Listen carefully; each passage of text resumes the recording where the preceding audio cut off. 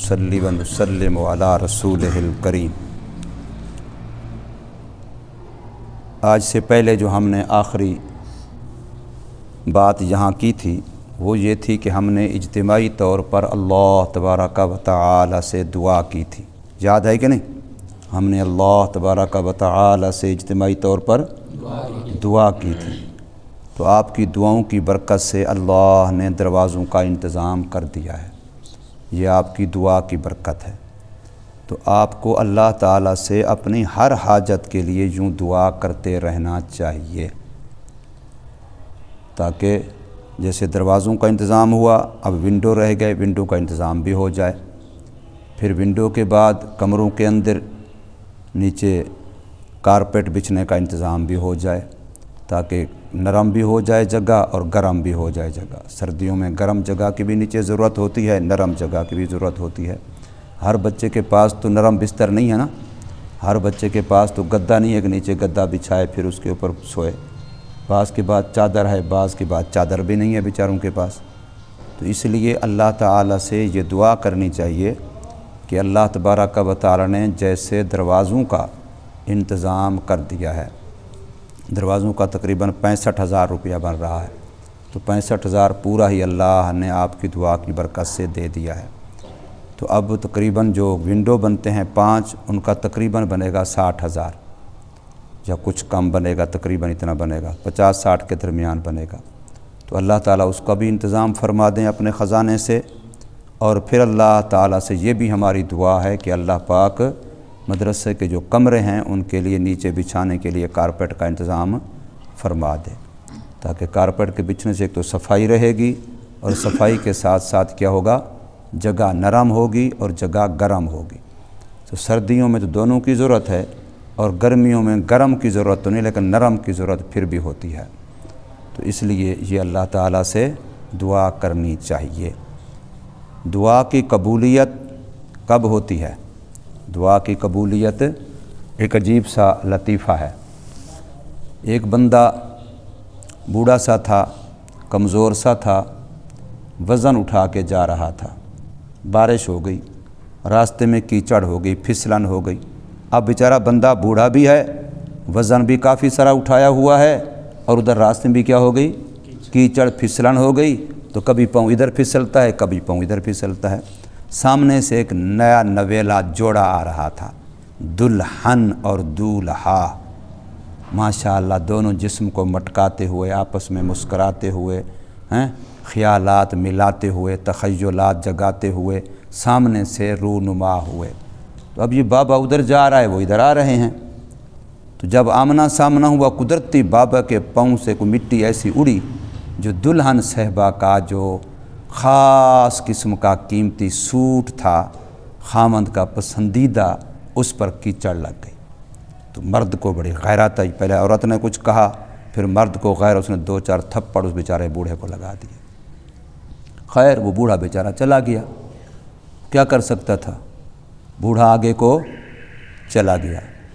तो आगे एक बंदा था, उसने वैसे ही, उसकी दुकान थी, उसने वैसे ठाना था कि आज जो अभी पहले पहले मेरी दुकान पे आएगा तो मैं उसको यूँ गरम गरम दूध का गिलास पिलाऊंगा। उसने वैसे सदक़े की नियत की थी। अब पहले पहले यही बाबा पहुँच गया, जो बेचारा बारिश का ठठरता हुआ, वज़न उठाया हुआ, उधर थप्पड़ खाया हुआ। तो उसने फ़ौरन इसको बिठाया और उसको गरम गरम दूध का गिलास पिला दिया। लो जी, बाबे ने गरम दूध का गिलास पिया और अपनी मंजिल को चल दिया। उधर वो जोड़ा जो गया ना घर की तरफ, तो जब दरवाज़े पर पहुँचे अपने घर के, बारिश में तो वो भी भीगे हुए थे, बारिश तो उनको भी लग रही थी। तो ज़रा जल्दी जल्दी उन्होंने दरवाज़ा खुलवाया और सीढ़ियाँ चढ़ने लगे। तो मर्द का वहाँ पाँव फिसला और गिरा, तो खैर से सर नीचे लगा और वहीं अल्लाह को प्यारा हो गया, ठुश, लो जी गया। तो अब फ़ौरन औरत को ख्याल आया कि इतना बड़ा कोई मसला तो नहीं था यहाँ सीढ़ी पे फिसलना गिरना, ये हो क्या गया है। तो उसको फ़ौरन ख्याल, अच्छा वो जो अभी मेरे खामद ने उस बाबे को थप्पड़ मारा था, शायद उसने कोई बद्दुआ दी है जिसकी वजह से हमारे साथ ये वाक़या हो गया।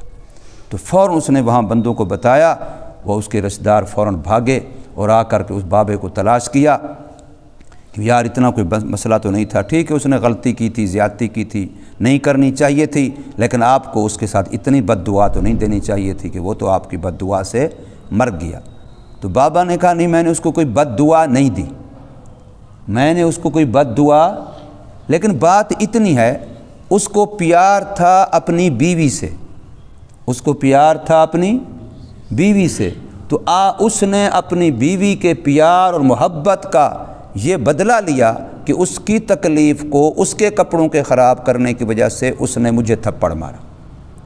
اس کو محبت تھی کس سے؟ اپنی بیوی سے، تو بیوی کی تکلیف اس کو برداشت نہ ہوئی، اس کی غیرت جاگی اور اس نے مجھے تھپڑ مار دیا۔